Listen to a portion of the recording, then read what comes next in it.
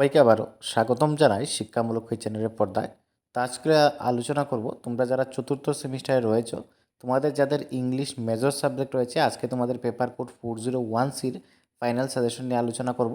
তো সম্পূর্ণ ভিডিও তোমরা দেখতে থাকো, অবশ্যই তোমাদের উপকারে আসবে। আর যাদের নেক্সট সেমিস্টার থেকে প্রথম দিক থেকে নোট সাজেশনের প্রয়োজন, তোমরা অবশ্যই স্ক্রিনে থাকা নম্বরে যোগাযোগ করে নেবে।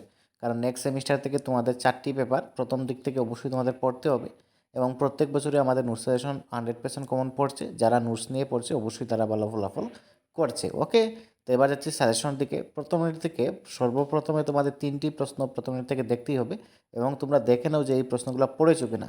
এই প্রশ্নগুলো দেখতে হবে কারণ এই প্রশ্নগুলো তোমাদের পরীক্ষাতে আসবে। তো আমি এক এক করে কোয়েশন বললে ভিডিওটি অনেক বড় হয়ে যাবে, তো তোমরা তোমাদের নোট খাতাতে নোট নোট করে নাও কোয়েশনগুলো আর এবং দেখে নাও তোমরা যে এই প্রশ্নগুলো তোমরা পড়েছো কিনা। তো ফার্স্ট ইউনিট থেকে আমি টোটাল 4টি প্রশ্ন রেখেছি, তোমরা চেষ্টা করবে অন্ততপক্ষে 3টি প্রশ্ন দেখার জন্য।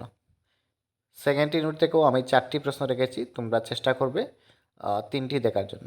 3টি না হলে প্রত্যেকটা ইউনিট থেকে 2টি করে তো অবশ্যই দেখতে হবে। থার্ড ইউনিট থেকে তোমরা চেষ্টা করবে 3টি প্রশ্ন দেখার জন্য, কারণ এখান থেকে 3টি দেখলে তোমরা অবশ্যই 2টি প্রশ্ন হয়তো কমন পেয়ে যেতে পারো। যেহেতু ইউনিট বেস মেনশন করা নেই, যে কোনো 4টি প্রশ্ন তোমরা উত্তর করবে। তো এইভাবে করে তোমরা প্রত্যেকটা ইউনিট থেকে দেখে যাবে 2-3টি করে। ওকে, চেষ্টা করবে 3টি প্রশ্ন দেখার জন্য। আর যারা ভালো স্টুডেন্ট তোমরা চেষ্টা করবে 4 নম্বরের প্রশ্নটাও দেখার জন্য, তাহলে তোমাদের 2 মার্কের ক্ষেত্রেও কিন্তু অনেক কাজ হবে, কারণ 2 মার্কের প্রশ্নগুলো ব্রড কোয়েশনের মধ্যে দেখে আসে।